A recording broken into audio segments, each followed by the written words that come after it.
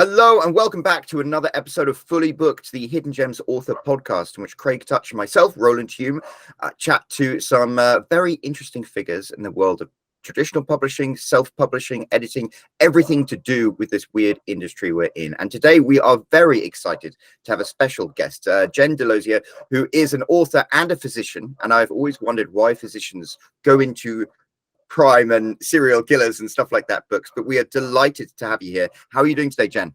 I'm doing well. Thanks for having me. I appreciate it. Oh, well, we are very excited to have you here. And of course, we wouldn't be here without the man himself, Craig Touch, the owner and founder of Hidden Gems Books and an author himself. How are you doing today, Craig? I'm doing well. Thanks, Roland. Yeah, thanks for coming on, Jen.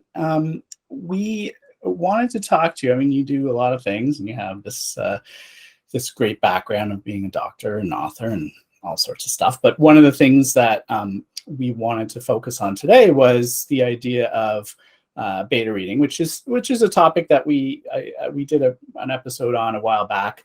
We had a couple authors on that use beta reading services to sort of discuss what they get out of it and such. And it doesn't hurt to go through that again and get your perspective. But I think the interesting difference here is that you're also a beta reader yourself, so that that gives us a different perspective, right? So we know as authors sort of what we kind of want, but it is helpful if we also know what drives the beta reader, what they're looking for, what kind of feedback, and what kind of formatting or what kind of everything. You can probably tell us. I'm not a beta reader, so you'll have a different perspective from it than we will. So why don't we just start off? Give us just a quick background of who you are, what you write, and Sure. So I write mysteries, murder mysteries, crime, as well as some thrillers. And I started writing in 2015. My first book was published in 2016. That was Type and Cross. It was nominated for Best First Novel Award by the International Thriller Writers Association. And then I was hooked. And so now I'm on book 5. The Photo Thief comes out October 18th. And I retired from my physician job as a associate clinical professor of medicine at Penn State in January to concentrate on writing full time. That sounds like I'm wondering, is writing easier or harder than being a doctor? Oh, it's very different. Very different. There's just no comparison. I mean, I would have to say my worst day of writing is better than my average day in medicine, so you can take that for what you will. Well, no, it's good. It's almost like it's not like a full-time retiring if you're easing into something else. But if it's something else, especially if it's something else you really enjoy, correct, then it's keeps you busy, right? That's right. So what is your experience with beta reading? I assume that as an author you probably use it yourself, but were you beta reading? I know that you beta read more just for author friends and such, but were you doing that sort of before you became a writer? No, I fell into it. It's one of those things that once you develop your writing community, people start asking you. They ask you for one of a few different things. Some will ask you for an actual critique. Some will ask you for a beta read. You'll also get asked just to read for marketing purposes, to produce blurbs and excerpts that people can use on social media, reviews, that kind of thing. So your friends will start asking you. And so that's how I really got into beta reading. And sometimes we'll swap, I'll send a book in progress or a first draft or something like that to a friend, and they'll send me theirs to beta read. Okay, so that's great. I mean, I think a lot of authors have that sort of thing where they try to get their friends and their family and everybody to sort of read their book and give feedback, which is fine, but you have to always be careful, right? Like, I mean, if you give the book to a good friend, if you give the book to your mother, they're not going to find any issues. It's the best book I ever read. Oh, there's no problems. It's so amazing. They're never going to tell you the truth. So you have to sort of be careful, right? When you ask for even for colleagues, they might, hopefully they're going to give you, the truth, but sometimes, depending on who it is, they might sort of like whitewash it a little bit. But you have to sort of be careful, right? So well, the key how is do you handle that? expectations, I think. I mean, I never beta read a book without setting clear expectations. So if I get an email from a friend, no matter how close or how distant, let's just say a colleague, from a writing colleague, and they say, "Ooh, can you read this book for me and give me some feedback?" My initial response right away is, what exactly are you looking for? Are you looking for a critique? Are you looking for just a blurb? Are you looking for a beta read? And as a beta read, I'm approaching it as a reader. So it's all about the emotion. So how does this book make me feel? Did I get bored? Did I like the characters? Did I not like the characters? Did it make sense to me? That's approaching it from a reader's point of view. Whereas if I'm doing it more as a critique or for marketing, I'm really approaching it as a fellow writer, and it's a whole different mindset. So those expectations need to be set right up front. What exactly do you want? And it prevents a lot of hurt feelings. Well, I was going to ask about the hurt feelings, because I know I've been given books sometimes and I'm like, listen, as somebody who's been reasonably successful publishing my own books, I might suggest these things. And they're like, oh, well, I don't want to change that, or it's too late in the process. And it's like, well, I'm going to give you honest feedback, but not everybody is in the position to appreciate that. And do you ever find that as a challenge? Sure. But again, that's more, for me, that's more with a critique. You know, if I found what I think is a plot hole, or I find the protagonist completely unbelievable and unlikable, you know, that's harsh feedback for someone to hear, especially when they're so close to their book. But with a beta read, the interesting thing about a beta read, like I said, is it's based on emotion. So if you send to 10 different beta readers, you're going to get probably 5 who like it, 2 that are kind of ambivalent, and maybe another 3 that are like, this just didn't speak to me. So, you know, it's kind of expected. Not everybody's going to like your book. And so I think fellow writers are used to that, and they're more receptive to that. Yeah, they have to really go into it knowing what they're looking to get out of it. And correct. You know, if you're going in expecting to hear only great things and then be annoyed and defensive if you don't, you're not really, you shouldn't be doing a beta read. You're not at the right point in your career or your life to do that. Maybe you need to get it out there first, and then see, you know, if the reviews start coming in poorly, then that might change your mind and make you think, right. Yeah, I need the other thing that I see sometimes with early writers is they'll ask me to do a beta read, and then they'll be upset because it really wasn't like a line edit. And so right. I make it very clear to them, look, that takes a tremendous amount of time. And so I'm not your editor, I'm your beta reader, because there's a big difference there. Right. And I mean, that's something, so we have a beta read service, and that's something that I sort of make clear as well, is that this isn't to replace an edit, right? These people are not editors. So, and some of them might put in some things if they notice some glaring issue, oh, you misspelled this or whatever, but that's not their purpose. And you know, they're free to ignore those things too. So it's certainly not a replacement for editing. But you know, it's sometimes I think it's more similar to developmental editing. Still not the same, but in developmental editing, often they will tell you some of the same things that a beta reader might tell you, but they'll also do a lot more, right? So again, not the same, but it's not like a proofread. It's not a line edit, you know. So, but yeah, you know, the beta reading that you do, you know, for a friend, it should be the same as for a stranger. But for a beta author, I wonder, like for an author using a beta reader service, I wonder if they would take the advice differently when they sort of think of the person as a friend. Like when Roland was saying, you know, about his experience, and the person saying, you know, oh, I don't want to change that. Would they feel that same way if they'd given it to a stranger or to somebody that, you know? Right. And I think the answer to that is yes, they would feel differently, because I think when they give it, if they know you and they know you're writing and you're a respected colleague and a respected friend. I mean, obviously, I think your critique or beta read holds a little more water than some random person. Although, again, that's good and bad, because really we're writing for the random person, right? We're writing for your general person that's going to order off of a big box seller, or they're going to pull a book off a shelf. And so that's the person we want it to resonate with. And so you have to be very careful what you take out of a beta read. And I can give you a good example. I have a friend in Singapore, Damayanti Biswas, and we swapped beta reads. So she read The Photo Thief and I read her upcoming book, The Blue Bar. And she gave me some really excellent beta reader feedback of, The Photo Thief has a little bit of a hint of perhaps a paranormal element or a ghost story balanced with crime, with serial killer crime, which is kind of a tough balance. The people who like crime may not necessarily like superhero or supernatural elements.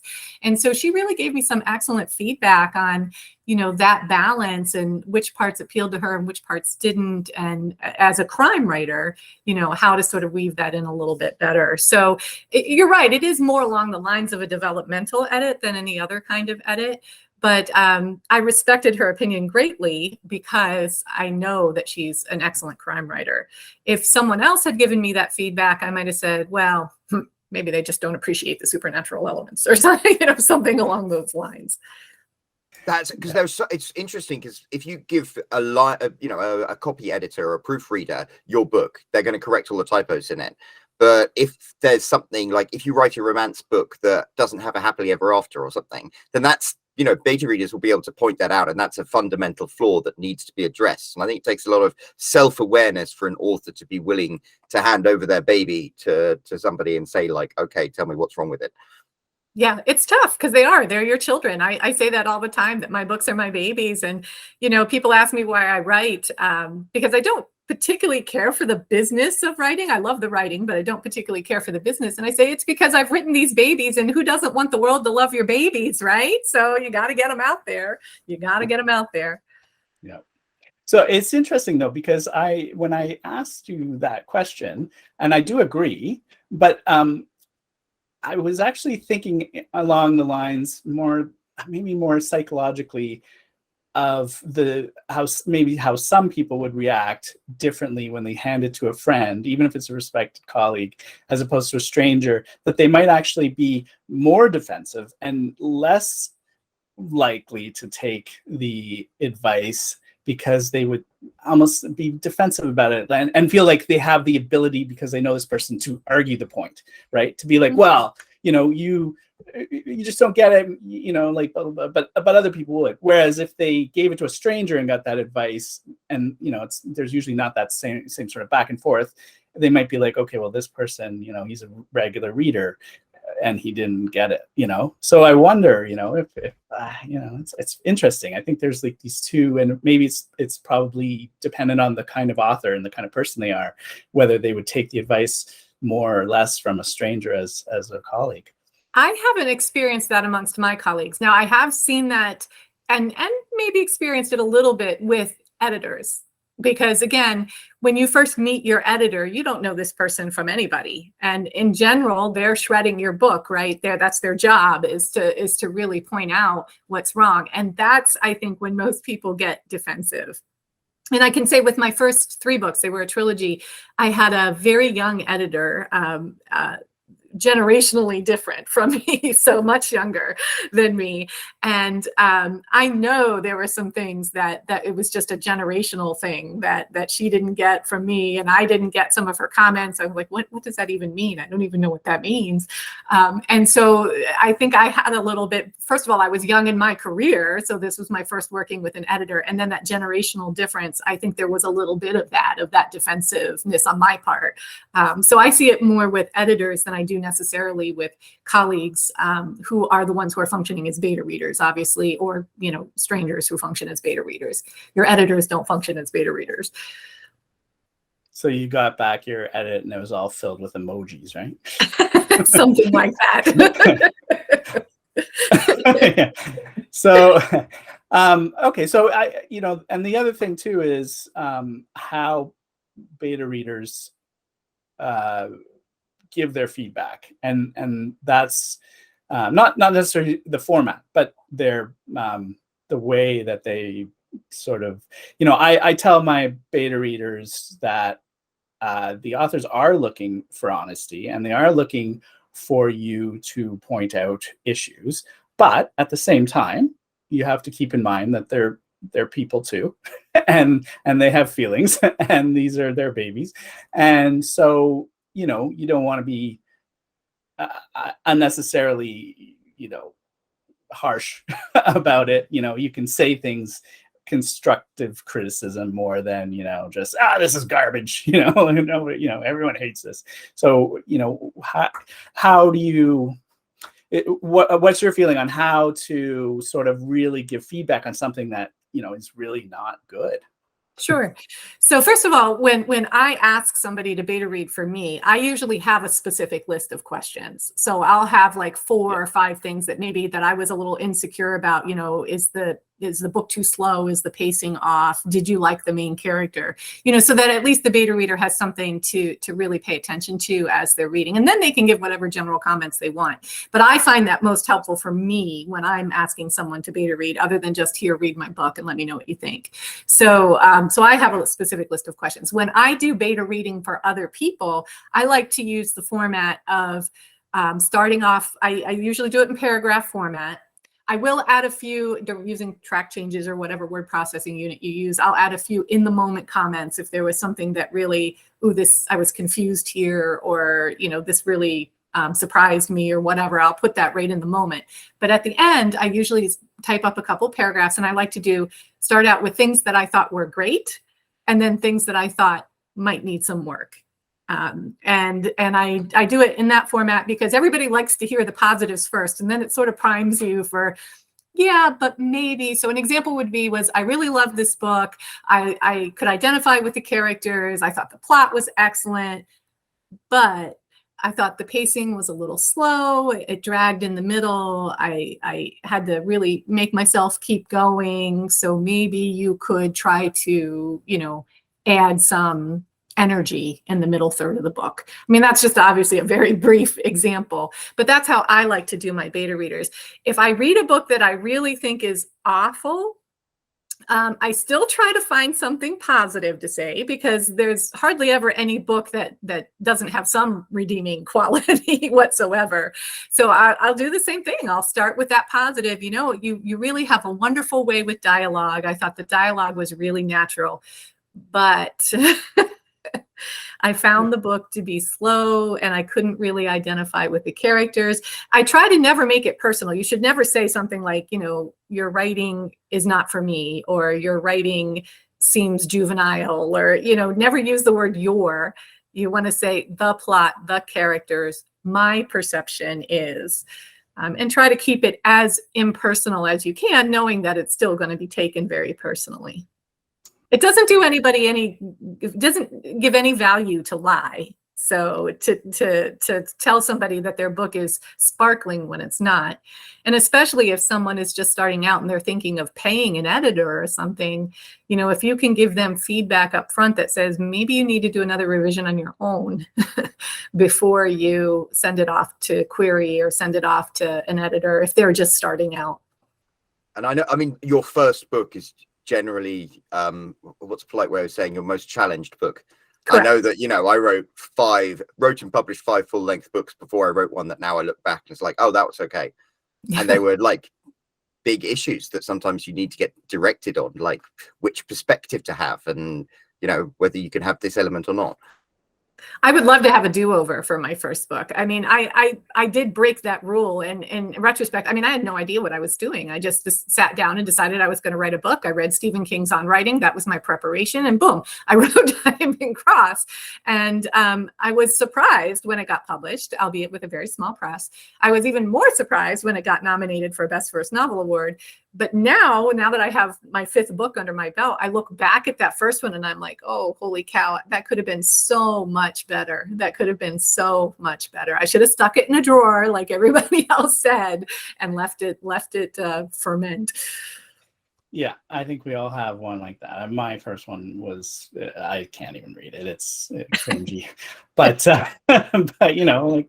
time makes us all better. So, yeah, I think that's really good advice. I think a lot of people, they have to I do it the same way. Like the beta reader service does it the same way in how you do it, whereas we ask specific questions. So the author comes up with a list of questions to give to the readers. It's just, easier to manage it that way than to have that sort of like word processing document that people then have to do a line edit of, and not everyone's going to have the ability to do that.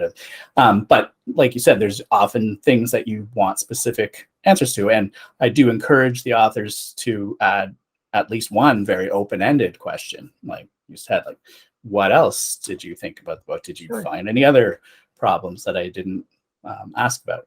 And, I think that works out, and it focuses the issues, because like you said, and that's another thing that I usually tell people, is that you don't want, I generally wouldn't ever suggest you have just one beta reader, because everybody's got different opinions about things.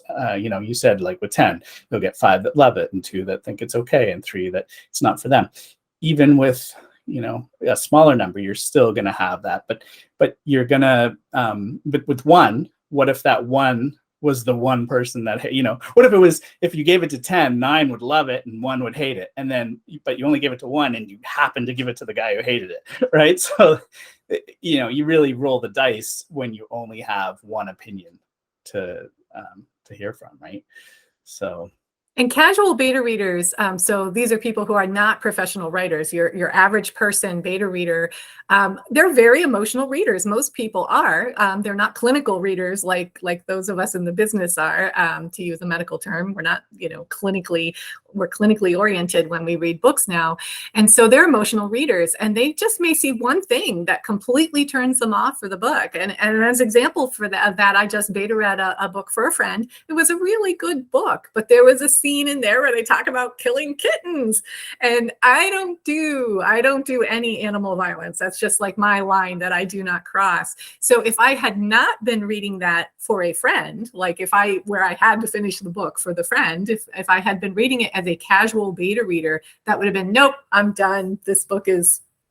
I'm done. Right? So, it could just be that one thing that somebody doesn't like about your book, that one scene, and it could ruin it for them. And so but it could be so valuable to find that out ahead of time, because I know in my first books, when I was writing a romance, I had a scene with cheating in it, and I got all of these 1-star reviews saying there's cheating in it. Mm-hmm. And it's like, yeah, if I'd had a beta reader back then, they'd have said that's a no-no in romance books, take it out, without having to learn the hard way. Right. So it can be valuable. I mean, but if you, to your point, Craig, if that's that one person, if you only have one beta reader, you may think, oh, that's just they're sensitive about that, and you may ignore it. Well, and it can work the other way too, right? You could have a book that's horrid, and 9 people would hate it, and 1 person would love it, and you pick the 1 person that loves it, and you think you've got a winner on your hands. And meanwhile, there's lots of things that need to change. Sure. So it's tough to to navigate that. It's the same with reviews. The most loved books in the world still have 1-star reviews on them, and that's fine, right? I mean, if you look at like Harry Potter, right? Most people love Harry Potter, but there's hundreds of thousands of reviews or whatever, tens of that. But there's still 1-stars in there too, even though most are not. Most are 4s and 5s. But there's people that just don't like it, and that's okay, right? You can't please everybody, right. But if you please the majority at least, then it works. But when you look for beta readers, do you look for a specific demographic of reader? Well, again, I'm fortunate now that I have just a circle of colleagues that I can ask, and a circle of friends now that have beta read my books going along. So I don't really have to search for beta readers anymore, since I don't really cross genre that much. I mean, The Photo Thief is a little bit of a different genre for me. It's truly a murder mystery with a paranormal element, whereas my other ones have been more thrillers, more crime thrillers. But it's not like I'm jumping around to romance and sci-fi, and so I need to have different beta readers who enjoy different styles of books. For people who are looking for beta readers, I recommend for writing professionals who are looking for beta readers, I recommend looking at different organizations. Mystery Writers of America, I think, has a beta reader program. I know the International Thriller Writers and Sisters in Crime are thinking of adding beta reader programs. There's services like yours, that if somebody really wants a true outsider's view, that somebody who's not within their own organization or something that they can use. So there's lots of resources to get beta readers. But right now, like I said, I'm fortunate. You can see some of my friends' books behind me that I've beta read. So I really have a nice network now. Yeah, it helps to, if you find a beta reader you like, to keep using them, there's time, so as part of our program too, we have the ability when it's done for the author to provide, just like a simple star rating of how good they thought that the beta reader was. And that allows us to make sure that, the beta readers we have are still sort of pulling their weight. And, and then I can look if, somebody's getting low scores, I can look at what kind of feedback they're giving and then, either remove them or talk to them or whatever. But along with that, we have the ability to either sort of block a beta reader from being able to read any further books, or request a specific beta reader that you liked, so that if that person signs up, that's one we would pick, right? Because if somebody wants, 3 or 5 beta readers and 10 sign up, if they've said this person, if they sign up, out of them, I'll make sure to pick them, because it is really helpful, like you said, to have a core group of people that especially if you're writing in a genre. I had one author who writes in some sort of crime sort of thrillers, and one of the beta readers was really good at that. They had that sort of background in that, and they provided good feedback, and so she wants that beta reader because they have that background. So often it helps to be able to sort of go to that same pool of people. But so when you're writing, at what point do you send it to the beta reader? Do you send it sort of after, probably before your final edits, right? Just in case. Yeah. So my process is I'm discovering, never thought it was weird. I just thought it was my process, but I guess mine is a little weird compared to other people. I did not use a beta reader for my first 2 books. Like I said, I didn't have a writing community at that point. I didn't know any better. I mean, when I wrote the first book, I had no intentions of trying to publish it. I just literally wanted to get it off my bucket list. On my bucket list, take a cake decorating class, write a book, so I wanted to get it off the bucket list. And then, my mom read it and my husband read it. And, if you want to call them beta readers, you can, but I just gave it to them to read. And they were like, this is pretty good. Maybe you ought to try to get it published. So I didn't use beta readers at all for my first 2 books. With my other books, I don't always use them. It depends on if I have that kind of uncomfortable feeling like maybe there's a few things here that need some work. And so for me, that's usually after the second draft. So I write a pretty clean first draft. I am one of those people that oftentimes will edit as I go along. So, the story is pretty set. I mean, there's generally not huge changes that need to be made. And so by the second draft, I've cleaned it up. And that's the time when if I'm going to use a beta reader, that I use one. But again, it's typically, for me, it's because I have some maybe nagging feelings. Like with The Photo Thief, again, being my first murder mystery, to me, it felt slow. The pace of the story felt slow compared to the thrillers that I had written, which start out with a bang. You've got that propulsive action. Whereas with a murder mystery, you start with a dead body and then you're trying to investigate that. So that was my number one question for my beta readers for this is this slow? Is it boring? Did you ever feel like you wanted to put the book down? Those were the things that I needed answered. Right. And then you send it out for an edit after you've gotten their feedback, made the changes, if there are any changes to make, and then it goes for the final edit. Is that right? Well, then it went, because that was published by CamCat Publishing, so they have their own editor. So after I did my own rounds of edit, after my beta reader read it, then it went to the CamCat editor. And they did your typical sort of 3 rounds of editing, your developmental, and then your line, and then your copy edits. So, right. So did the developmental editor find issues that didn't get picked up by the beta readers? No, and this is going to sound like bragging, but she actually said it was the cleanest book that she had edited. So very small changes, just very small changes at that point. And I'd like to think that's because of my process. I don't know. No, you're just awesome. Well, I think every author's process is different, isn't it? I mean, you mentioned reading Stephen King's On Writing, and he has this wonderful bit about a story is almost like a dinosaur's bones that you have to brush away the dust and uncover.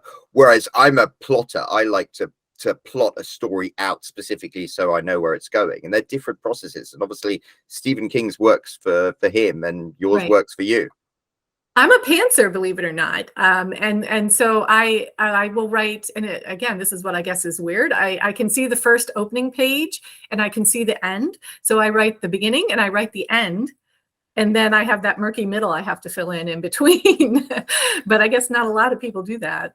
I don't know. Well, I'm surprised. I would think that with murder mysteries, because of clues and things that you sort of have to keep hidden and reveal at certain times, you would almost need to be a plotter more than a pantser. I can't even imagine, and it's probably because of how I write, but I can't even imagine writing a mystery without really plotting out or planning at least some of the big clues and reveals and stuff like that. Like, I don't know how I would come up with them on the fly and then without a lot of like back check. Oh, I should have set that up a long time ago. I'll have to go and rewrite chapter 2 now. The only thing I ended up doing for this that I ended up writing out was after I was maybe 50 pages in, I realized, you know what, I'm going to need to write down a family timeline because this was my first multi-generational family story as well. And there's a great grandfather in it who's a World War II veteran. And originally I had it as his daughter, who was the person who was murdered. And then I realized from it, because it's set in current times. So I realized, no, that would have to be his granddaughter. And the main character would have to be the great granddaughter. And so I ended up having to sit down and sort of sketch a family tree, if you will, with birth dates and death dates and stuff so that I got the generations correct in the book. So I did have to do that for this book, but that was all I did. Wow. Yeah. Your memory, I mean, you're a doctor, so your memory is much better than mine. I was writing down like, okay, this character has blue eyes and blonde. Like I'd keep a spreadsheet because otherwise, in one chapter they'd be blue and another they'd be green and then their hair would be black and then it would be blonde. I had a character who was an only child for 8 books, have a brother in the first one, and I'm like, oh, yep. Isn't that funny? We create these things and yet we lose track of them so easily. Yes, that's true. Yeah. So what sort of advice, there's two, because you're both, let's do one at a time, but let's talk about first what advice you would give to somebody who's beta reading, and then I want to ask about the advice that you would give to an author that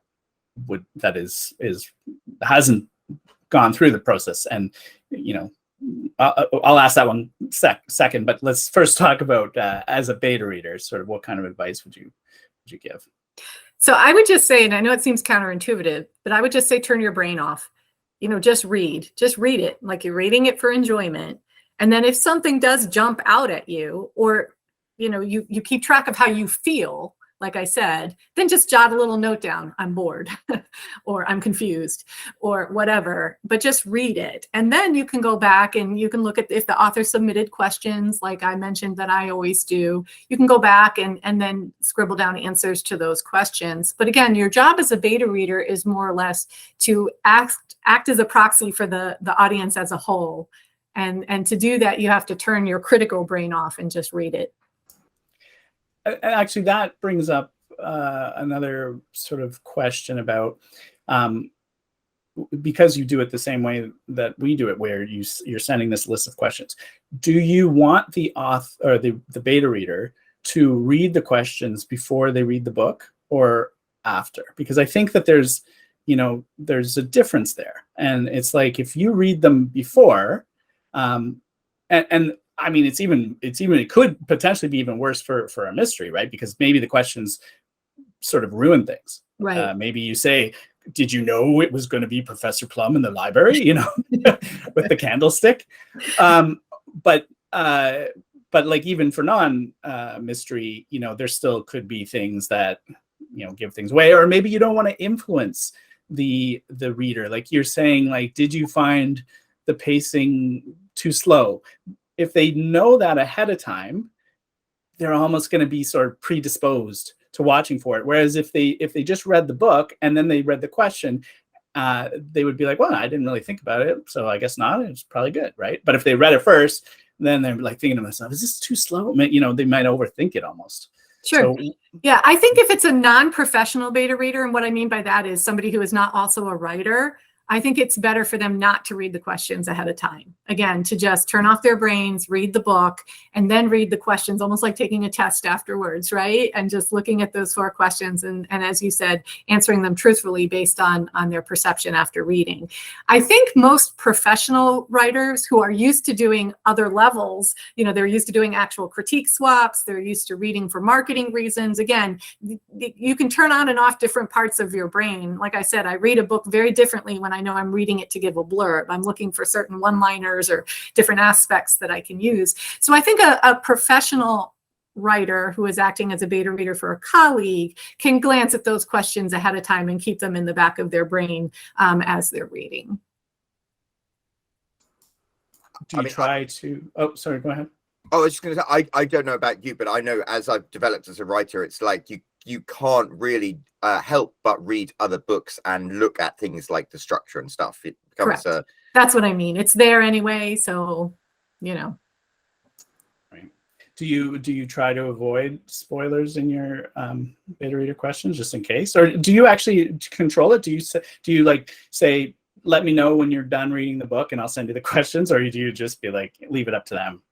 No, I don't put any spoilers in my beta reader questions. And again, usually my beta reader questions are bigger picture items, so they're not going to have spoilers in them anyway. My beta reader questions are usually about pacing or character development, or just, did you enjoy this book? One that I'll use often is there anything you would have liked to see happen differently in the book? So the ending, for instance, or something along those lines. So it's never been a problem for me with giving away spoilers, but I do submit the questions in advance. I agree that that's the right way to do it in general. I was more thinking about, and probably because I don't write mystery, but if I did, I feel like one of my questions would always be, did you see it coming? Like, were you able to guess it on chapter 2? And then I'd want to ask a question about that, but you can still be vague about it. You can still you can ask it just like that. Did you see that? Yeah. Did you guess it? Right. So then as an author now, if somebody has never done beta reading, never submitted their book to beta readers, what sort of things should they look for when they're trying to find beta readers? What sort of what should they do with the advice that they get? Like, I know I even say to people, and this is another reason why I think that more is better than less in terms of readers, is if there's something in your book, at the end of the day, it's still your book. And if, people can say whatever they want, and you're free to agree, disagree, change, don't change, right? Just because somebody says they didn't like something does not mean you have to change it. So the question is, somebody says, I didn't like something, does that mean it should be changed? And so what the advice I usually give is, if it's something you're sort of like not sure about,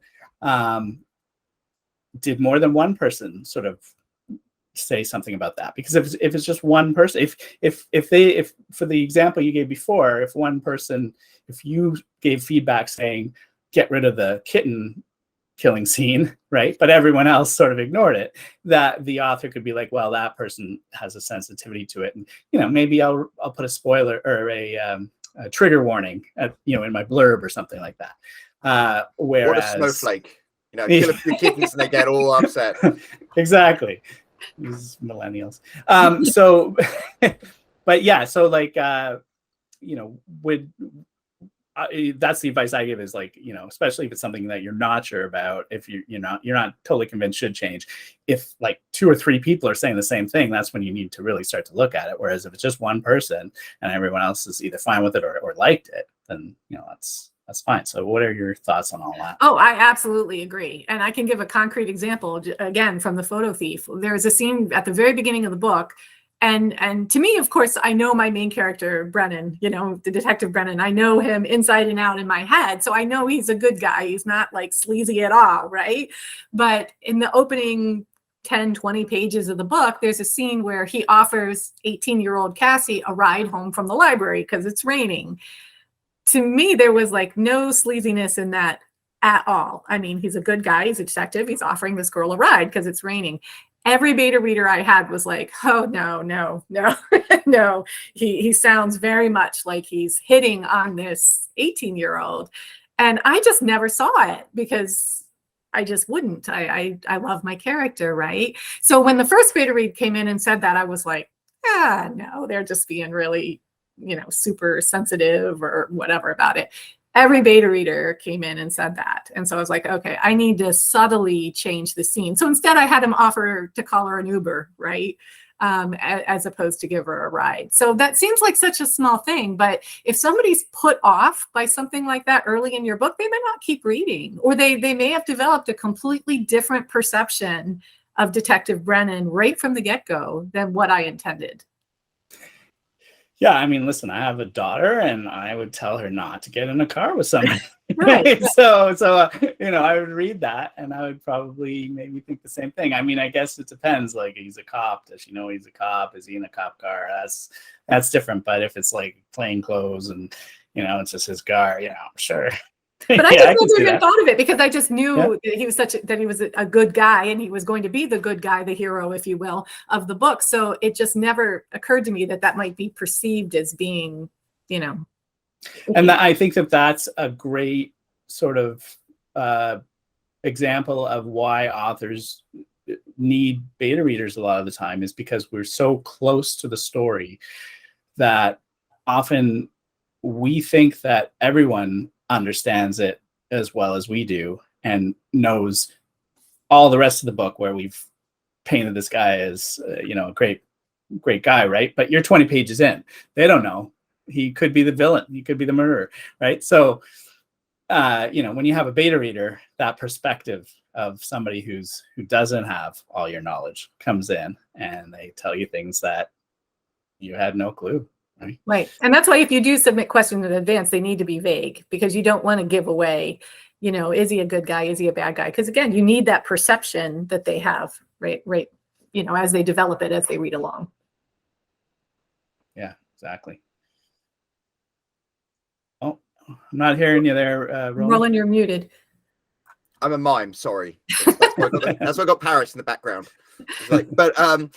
Yes, unfortunately, we're coming up to the top of the hour, so we're going to have to wrap things up. This has been a really fascinating discussion, and really, I think it's been so interesting to peel away what editing and what beta reading is and the different strengths. So, a final piece of advice, Jen, when you're out looking for beta readers, what's the hope for you that they would enter into the project with the mindset of? So you want them to be avid readers who just are excited about reading your book. And so in general, you want to have them within your genre, as opposed to outside your genre. And I just want somebody who's going to read it, who's going to be honest, and who is just not going to say, oh, I loved it. And that's the whole feedback that I get, or, oh, I didn't like it. You really want somebody who's going to want to talk about it, almost like a book club, like in a book club. And next, where can people find things like The Photo Thief and your other books? Well, all the usual places, anywhere books are sold, right? So Amazon, if you want to do your local indie, on bookshop.org, which I recommend, you can support your local indie bookstore there, Barnes and Nobles, any of the routine places. The Photo Thief comes out on the 18th. And I am doing a local signing at my Barnes and Nobles here on the 23rd. So if you're in central Pennsylvania, stop by. And thank you so much. We'll make sure to pop links down below. And Craig, do you have any final questions? No final questions. Just thanks again, Jen, for coming on and talking to us. This is really like a topic that I think is really important because a lot of authors don't use beta readers. Not all of them need to, but there are a lot that would benefit from it. And so I'm always interested in sort of getting that message out. It's the reason why we started the service, because it's just, sometimes it's hard to find them, or, they don't know how to just go through the process, right? So we've tried to make that really easy, but we did it because I think that it's such an important part of the process to improving your book and becoming a successful writer. So, thanks for coming on and talking to us about it. It's great to have that perspective from both sides as a reader and an author. Thanks for having me. It's been fun. Well, if you have enjoyed listening to Jen share her wisdom, make sure to leave a comment down below and let us know. Whether you're listening to this as a podcast or watching it on YouTube, make sure you hit that like button, give us a thumbs up, and subscribe if you haven't already. And we will be back next week with another episode of Fully Booked. Thank you so much for supporting us.